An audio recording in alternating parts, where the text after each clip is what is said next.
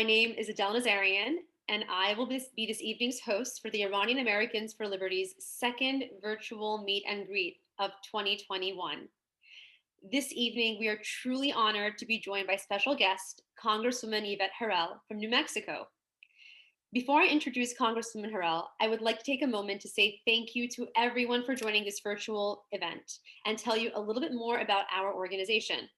The Iranian Americans for Liberty, IAL, is a bipartisan group of Iranian Americans from around the nation that are working together to support and strengthen US foreign policy and national security solutions that bring democracy, human rights, accountability, and freedom of speech to Iranians living under the oppressive, totalitarian Islamic Republic regime of Iran. Please visit our website at www.ia4l.org to learn even more about our organization. Now let's go over the format for this evening's event. It will be a live Q&A between myself and our special guest, Congresswoman Herrell. And in the event that we have a little extra time for questions at the end, please post your questions in the Q&A segment below, and we'll do our best to get to your questions. Also, please be advised that this event is for educational purposes only. At this time, I would like to read a short bio for you about this evening's special guest. Born and raised in New Mexico, Yvette Herrell served for 4 terms in the New Mexico House of Representatives before being elected to the U.S. House of Representatives to serve and represent New Mexico's 2nd District. As a state representative, Yvette put people before politics, championing our small businesses and representing our rural values in Santa Fe. Yvette is an entrepreneur that has owned and operated several successful small businesses. She knows that big government is not the answer. She stood against overbearing regulations and government overreach in Santa Fe, which is why Yvette was awarded as a Hero of the Year by the New Mexico Business Coalition in 2015 and was ranked #1 on the Rio Grande Foundation's Freedom Index in 2018. Congresswoman, thank you so much for joining us. We would like to turn it over to you for a brief opening as well. Well, you know what, Adele, thank you. And I really look forward to these conversations, because the building of these relationships is what will make me better in Congress and better understanding the organization and what some of the concerns are. So I want to echo what you said at the beginning, just thanking everybody for taking the time to get to know me and giving me an opportunity to kind of get to know the organization better. But this is really exciting for me, and I'm so honored to be your guest tonight. So thank you for this invite. Thank you. It's so great to see you again. So for our first question, we would like to ask you to share with your audience, what is your why? What is the reason that you wake up every day to fight for your constituents and in our nation's capital? Yeah, that's a great question. And I'm sure a lot of people are probably thinking, after they've watched the last 5 to 6 weeks in Washington, they're probably thinking, really, why is she doing this? But you know what? I have a passion for serving. And I'll just touch on this quickly.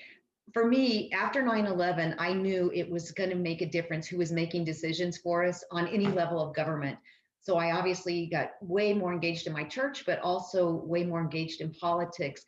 And that really was kind of the catalyst that drove me to run for the state representative position. But now more than ever, just because the global uncertainties and what's happening in our own nation, it's so important. And my platform that I ran on was a pro-God, pro-life, pro-Second Amendment, pro-business, pro-family. That's who I am as a person. Those are my core values. But I believe in America and American exceptionalism. And I have felt for a long time that the voice of the American people has been stifled, if you will, because we've seen too much emphasis being put on those that are elected to office and don't know when to term limit themselves. That's why I'm a huge supporter of term limits, because I think that's necessary right now. And we're seeing people making decisions that have really, at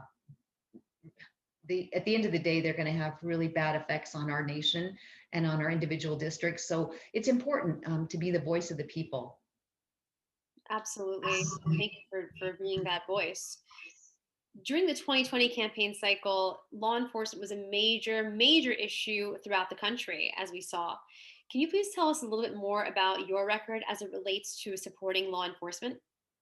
Yeah, in fact, I even ran on that platform because if you'll recall, just a few months ago, the whole conversation was circled around, defunding the police, which I think is absolutely disastrous to even think about something like that. But on the state level, very proud to have built relationships with our local sheriffs, our local law enforcement, and carried several pieces of legislation to help them with the tools that they would need, some of the background checks that they were required to do, making sure they had tools for that. I carried legislation to enable them to receive Adam Walsh grants to help them with the sex offender registries. Carried legislation. We have a crazy bill law in New Mexico that after 6 years, a second-degree murder case, there's a statute of limitations. So we worked on that to give our law enforcement the tools they needed to continue investigating these cold case files, if you will. And I was so honored to have the endorsement of 12 of our constitutional sheriffs as I ran for office. And now even in Congress, I'm proud to have signed on to a bill called the Front of the Line Act, which actually provides the COPS grant funding to these law enforcement agencies in communities that are over 400,000 people, but it gives them an opportunity to receive grant money so they can fund fully their operations and their departments. So again, can't say enough for our law enforcement and really all of our men and women in uniform. Thank you so much, Congresswoman. I mean, we agree with you. Supporting our law enforcement is just a non-negotiable. Yeah. So thank you. During your first term, you served on the Oversight and Reform Committee and Natural Resources Committee. First of all, congratulations on earning these two committee assignments. That's really major. Tell us, what will be your top priorities on these committees? Yes, I couldn't be more excited to be on both those committees. I actually really tried to get on both of them, and it was a blessing I got on them. Natural resources for New Mexico is just the perfect fit because we have a lot of public land, private land, tribal land, water issues, the issues that really are conducive to our ag operations, our oil and gas operations, and of course, oversight, really rooting out the fraud and waste of federal government and looking at the regulatory issues. But what's very exciting to now be on both these committees and working hard for is two things that are big for New Mexico is our energy sector. And that's not only big for New Mexico, but it's big for America. These executive orders, I don't think anyone could have imagined that there would be so many signed so quickly by this new administration. The energy executive order, it actually bans leasing on federal lands for our oil and gas production. New Mexico will be hit harder than any other state because over 60% of our natural gas and over 50% of our oil production comes from federal lands. And it's not just about the energy itself, it's about this money that goes into our general fund. So in the state, that's almost half of our general fund dollars, which provides funding for classrooms, for teachers, infrastructure, for services and goods that taxpaying citizens deserve to have and expect to have from our state government. But it also jeopardizes our national security in that now we're going to be reliant on nations that don't like America for fuel. And that's a very frightening thought.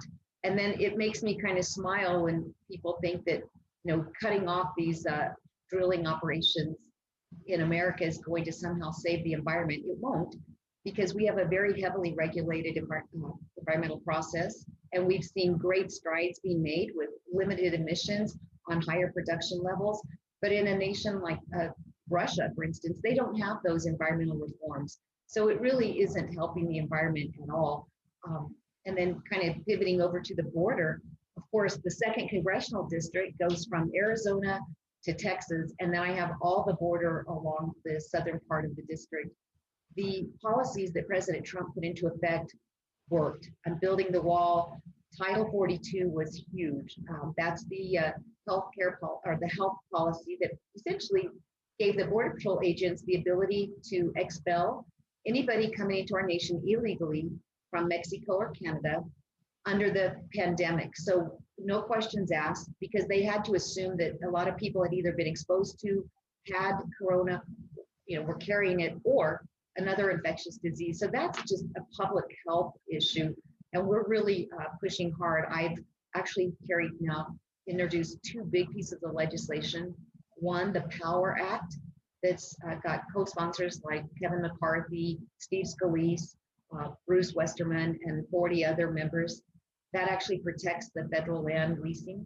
And then we introduced the Pause Act, which simply keeps the Title 42 um, at work on the border, even with all these other policies and executive orders that President Biden's doing. So those will be my two big focuses moving into the 117th, and hopefully we'll see some traction on both of those pieces of legislation. Thank you so much. That was fantastic. You mentioned earlier how we may eventually be moving towards reliance for oil production on our enemies. That makes me want to switch over to some foreign policy. You know, the Islamic Republic regime of Iran constantly chants death to America, death to Israel, the great and small Satan. It's laughable. Why do you think the current administration is so eager to loosen economic sanctions on the regime when they so clearly do not like the United States of America and our allies? Yeah, and I don't even have the right answer for that because it doesn't make sense to me either. I cannot understand it. I don't know why, because President Trump's policies, they worked. They led to, historic peace treaties across the Middle East, and they were very effective. So to think that this is something we should backtrack on or turn away from, it doesn't make sense. And the only thing I can think of when I just trying to, in my mind, understand why this would be something that would be a priority for this new administration is either it's just purely it's an ideological situation, or a complete maybe disdain or disrespect for the previous president. Again, because President Trump's policies were robust, they were bold, and they really worked for the American people. And I feel like President Biden is maybe taking on the role that former President Barack Obama had in that the Ayatollahs, were the future of the Middle East. And I don't think that's actually right.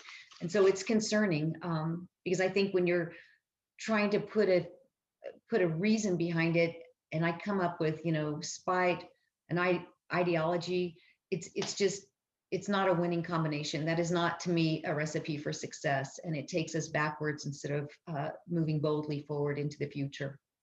Yeah, and it seems that this administration is trying to speed up the process of re-entering a JCPOA because the June 18th elections are coming up. Rouhani's been turned out, but that's it brings us to our next point, right? Where President Trump, had ordered for the killing of former IRGC General Qasem Soleimani.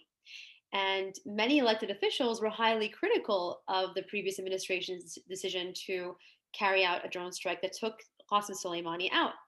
You are not critical of this actually at all. Please tell us a little bit more about why you supported this action. And if you don't mind, is the world a safer place with Soleimani now gone? Yeah, well, first and foremost, there's no doubt that the world is a safer place. And you're right, I can't paint on this. And again, just to kind of pivot back to President Trump, his decisions to protect Americans abroad and our allies, they were very bold and decisive. And I think there was a lot of appreciation for that, especially globally. So we could see we have a leader in DC, in the United States, that really is not going to put up with these threats and this violence and these terrorist attacks. Excuse me. So these are things that are important to not only Iranians, but allies around the world, Israelites, everybody. So to have a leader that was so bold in his actions, and it doesn't make sense, again, to reflect back now why this new administration is thinking that these were not good things to do. And what I really appreciated about President Trump, and what I really want to mention to the group, and I'm sure everyone on the call knows this better than I do, but Soleimani was the single largest murderer of American troops over the last 3 decades. And I really think that President Trump's actions, when I put it into perspective, I think it really proves that our country has a memory that's very long, but our reach for justice is endless. And I think President Trump did an amazing job, and it was beneficial for both nations. Absolutely. One of the main points also that you've been really strong on is in the United States, we have the ability and the freedom to enjoy and practice, our religion whenever, wherever, with no restrictions. Yeah. Although COVID did a little bit to affect that. But sadly, the situation is much different in Iran. Why do you think that religious freedom is such an important pillar that any democracy should support the world over? Yeah, we've talked about this before, and even that's my platform, pro God. I just believe so much in the ability to have religious freedoms. And to me, it's our first freedom. America was founded on this freedom, like you just mentioned. And, without the freedom to worship and practice one's own religious beliefs, to me, that compromises our ability to have a true democracy. And I remain steadfast in standing for our religious freedoms. I advocate for religious freedoms on the state level, on the federal level now, and of course abroad, because I think it is just a fundamental part of who we are as humans. And I don't think anybody should be deprived of their right to worship. I don't think that we should be facing persecution or even death because of this right. And so I think it's important that we're standing together, united, and working to protect our religious freedoms. Because I might have said this when you and I had visited before. We've gotten to where we want to be stifled by those around us who maybe don't feel the same way we do. But I think right now more than ever is the time that we can really come together and stand for what we believe in. And religious freedoms is number one to me, because for me personally, I think we have to get God back in the conversation in a big way. And I think standing united in this particular issue is going to be very helpful for all of us. Amen to that. For our next question, I would like to introduce a member of the audience. At this time, I'd like to introduce Shervan Pashandi. Shervan is a member of the Constitutional Party of Iran. Shervan John, please take the floor for your question. Hi, thanks for the introduction. And thank you, Congressman Herrell, for making the time to connect with the Iranian American community. We are very happy to see you sworn into Congress earlier this year. My question is this. The new Secretary of State, Mr. Blinken, stated a couple of weeks ago that the regime has a long pathway to obtaining enough uranium for a nuclear weapon, which is good news. But roughly a week after that, after making that statement, he said that the regime is only weeks away from obtaining enough uranium for a nuclear weapon. So conflicting statements. What do you think, what do you make of this mixed signals? And do you think the new administration is rushing to rejoin the JCPOA, the failed and flawed JCPOA?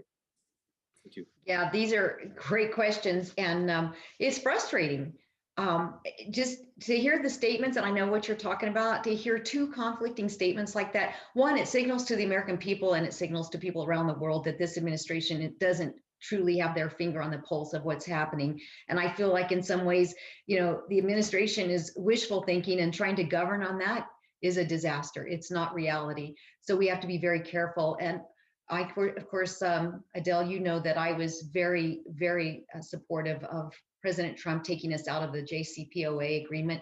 And it feels as though this administration has signaled that they're ready or wanting to rejoin. I think they're moving too quick on that. I'm fearful that we'll see history repeat itself if we jump into another agreement. It has to be a binding agreement that's approved by our regional allies, one that we can have some teeth, some real teeth in. And I'm fearful that that's not going to happen under this administration. And it doesn't make sense that we would even consider rejoining. And I am proud, though, that myself and several other members of Congress we've signed a letter to this president asking him to not rush into rejoining the agreement. And if they are going to consider it, to not do it without a new binding conditions that really protect everybody engaged. And there's some real accountability. But again, I'm concerned over this, and I'm frustrated that it feels as though all these steps that President Trump's administration did that were good for America, good for the country, good for our global partnerships and allies, are being turned on their ear, and it just doesn't make sense. So of course, these are things that we'll be watching very closely, but I don't think that we should rejoin. And I think if we do, we need to be very methodical and very careful about it. We saw the letter you signed, and we appreciate and thank you for that. Also, thank you, Shervan, for that question. And Shervan's question was actually a great segue into this next question. The Islamic Republic regime funds terrorism all around the world, which we all know too well. In 2019, the regime provided support to Hamas and other designated Palestinian terrorist groups, including Palestine Islamic Jihad and the Popular Front for Liberation of Palestine General Command. That's a mouthful.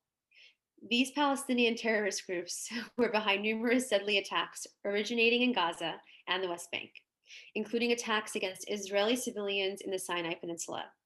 What can Congress continue to do to freeze the regime's finances and assets that fuel terrorism around the world? Yeah, these are such great questions, and I think first and foremost, we can continue to tighten the sanctions against the Iranian regime, but even put pressure on the Europeans, the European nations to add to that pressure as well. Speaking of letters on the last question, I've signed another letter saying that, look, if we're going to be sending any aid over to the Palestinian Authority, then it must not be used as funding for killing of Israelis. I mean, this is crazy that we're even having to write a letter stating that we don't want American taxpayer money to be used as rewards for killing Israelis. We cannot finance terror, not here, not around the world. And what I fear is that in the quest to buy peace in the Middle East, that this Biden administration may allow that to happen. And that's concerning to me. But we've got to continue to push as members of Congress, push on the administration to do the right thing in terms of protecting the innocent lives that are being lost because of this unnecessary terrorist attacks. Thank you so much. And, there's not only the people who are joining us this evening. Thank you so much for being with us during this important event tonight. And, your message is going to them and also to the people of Iran and throughout the world who are tuning in. So I wanted to ask you, what is your message to the people of Iran that might be listening to this event? Do you stand with the Iranian people? I do. Actually, I stand with them wholeheartedly, and I'm going to fight for their freedoms and work to end the repression that they're facing. And how that works is by getting more acquainted with the organization, and understanding, and having my office in Washington, D.C. as a place where we can visit, where I can become more engaged with what the needs are and what we can do from a congressional standpoint to ensure that we're standing strong for their freedoms, religious freedoms, for their livelihoods, their lives. It's just, when you think about, it's such a different country and culture, but at the end of the day, it's about putting people over politics, over all politics. And Ayatollahs and other terrorist regimes, they can't be allowed to enter into the world community while they don't have any respect for our common human rights or beliefs. And that's something that's very important to me. And I think the way I can continue to help and stand with and protect is by building the relationships with the Iranian people and with organizations such as yours, and move forward, with some sense of ability to make the right decisions for the Iranian people. And I will gladly follow your lead on that, so that we can make good, productive decisions and policy decisions in Washington. Thank you. So looking forward to seeing you here soon. So the next question, members of the squad like Ilhan Omar, Rashida Tlaib, they've set their sights on one of America's strongest allies in the region, Israel. And they are the de facto leaders of the unfortunate BDS movement, Boycott, Divestment, Sanctions movement in America, which seeks to delegitimize the state of Israel and its supporters. Why do you think the representatives, Omar and Tlaib, are so critical of the world's only Jewish state while ignoring the clear humanitarian violations that happen every week in Iran and all around the world? Yeah, and we've talked about this before, and I can't understand it, outside of their being lobbied, but it could be just their complete beliefs, their ideology again coming into it. And it feels as though they've turned their anger towards the state of Israel. And for me personally, it kind of makes me think, if they're going to be blind to Iran's human rights or violations, how can they then be considered even possibly serious about all human rights? But it does feel as though they've really targeted and really pushed their anger and their agenda towards our allies, especially Israel, which is one of United States' most important and probably largest ally. So I don't have the right answer for that. It's almost misguided, misdirected, but these are the kind of things that we have got to be keeping an eye on. It's frightening to think that we have people that have that type of an agenda representing the American people in Congress, and that is a frightening thought. I don't have the right, just specific answer for it, but I wish I could understand where they come from, because it doesn't make sense to me. And I don't think we can rule out like an anti-Semitic, role playing a part of this, but it's baffling, and it's sad really when you think about it in a big picture. Absolutely. So, as you're well aware, the Department of Justice recently arrested and charged a political scientist author for acting as an unregistered agent of the Iranian government. For over a decade, Kaveh Afrasiabi pitched himself to Congress, to journalists, to the American public as a neutral and objective expert on Iran. Well, the FBI's special agent in charge had this to say about Afrasiabi's arrest. Quote, "Our arrest of Kaveh Afrasiabi makes it clear that the United States is not going to allow undeclared agents of Iran to operate in our country unchecked.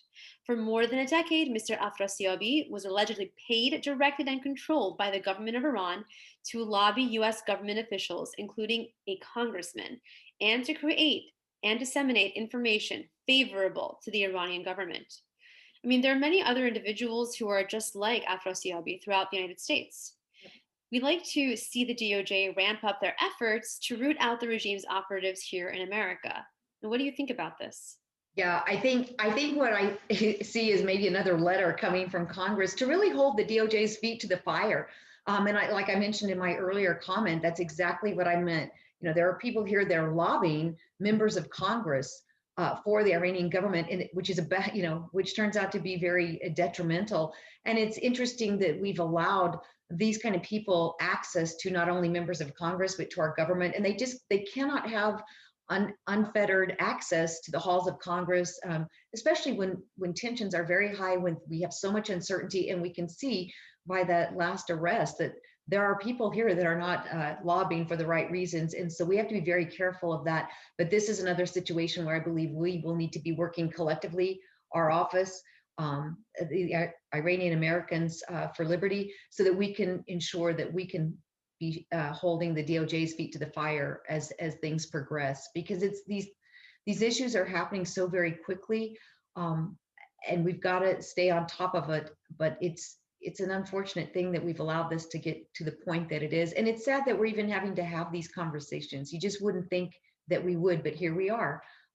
So certainly looking forward to ensuring that our office is staying on top of it, and again, keeping the DOJ on their toes and doing their job.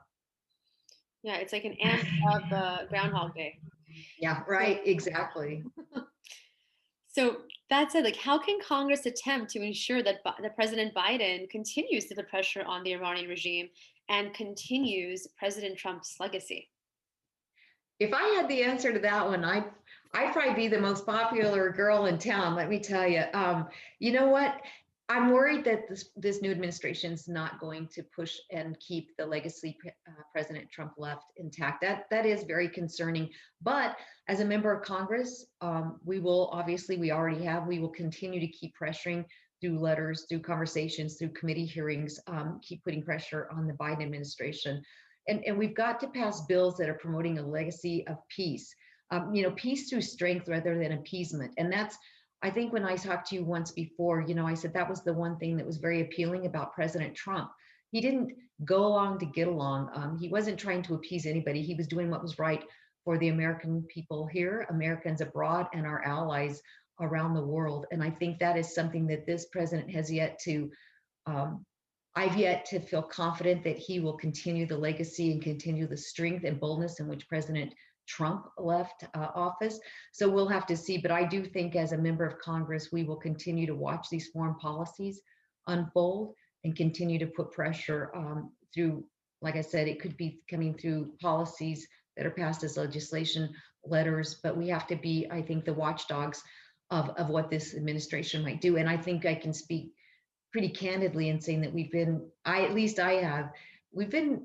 a little bit surprised at how quickly some of these executive orders and some of these changes are coming. So I don't feel that the foreign policy is going to be protected in any way. And that's where we come in, using our voice and using the reason why people sent us to Congress to stand up for Americans, Americans abroad, but our relationships around the world globally.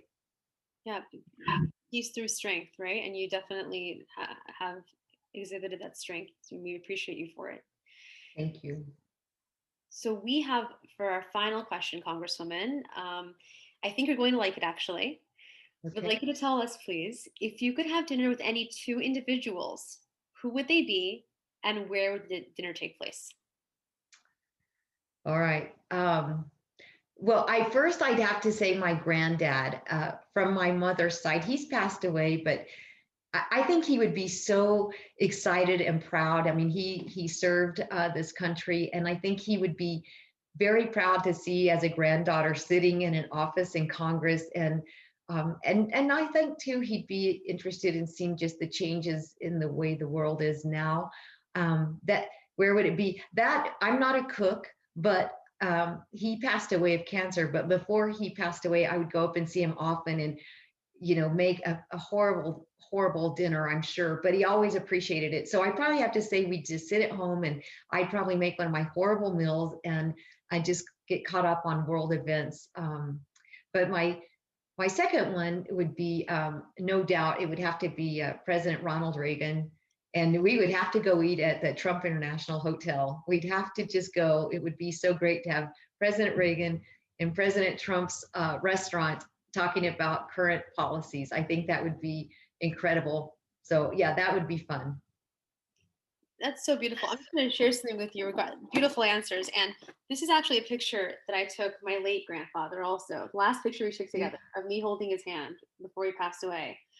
And Elias. And he was literally, I think, the only member of the family that truly understood me when he came to discussing, politics and stuff. So I appreciate your answers so much for both. Thank you. Thank you so much, Congresswoman. And we have reached our time limit for today's conversation. And on behalf of the Iranian Americans for Liberty, I want to thank you for taking the time to connect with our community, the Iranian community, at this time. And we'd like to give you the opportunity also to provide a few brief closing remarks to everyone before we wrap up this meet and greet. Please, if you could tell us, what is your message to the Iranian American community? Whatever you'd like to say, the floor is yours. First, I want to say thank you. I know it's time consuming, and I wish we could be doing this in person, because I think that sometimes the Zoom calls get just, you kind of miss a little bit of a person's personality, and it's hard to talk. I don't know whether I'm looking at the camera or looking down, so it's hard. So I want to tell you, first off, I thank you. I also want to tell you that I believe in America. I believe in our relationships, and I believe in the American spirit of developing relationships around the world, because that's what makes our world such an amazing place. And I really can't wait to do more with you and for you. It's just important to me. And this might come as a surprise, but I really don't know all there is to know about everything. But like I said earlier, what makes me a strong leader is to surround myself with the people that I know I can trust and can help me navigate some of the policies and some of the waves that we know we're going to see as a member of Congress. And that's why this is so important to me, is building these relationships and having a better understanding. And I'm glad for you to get to know me better as a person, as a Christian, as an American, as a Congresswoman now, but I'm still just Yvette Herrell. Just like you do, I believe in people, and that's why this is so important for all of us. And so I want to make sure you know that we're available, and Adele she knows how to reach me, and I'm very accessible. And I hope that this is the beginning of more conversations that we'll be having. And I hope this is one of the last Zoom calls we get to do. Maybe we get to somehow start meeting in person, but your time is valuable, and your lives are valuable. And that's why this is very important. It does matter who's making decisions. And I hope that through my relationship with you, my trust in God, I can make the right decisions that'll impact all of us in the right way. So thank you for this. Beautiful. Thank you, Congresswoman Herrell. And the Iranian Americans for Liberty, thank you and everyone for joining us this evening. Our next virtual event will be held next week on February 23rd with Congressman Maria Salazar from Florida.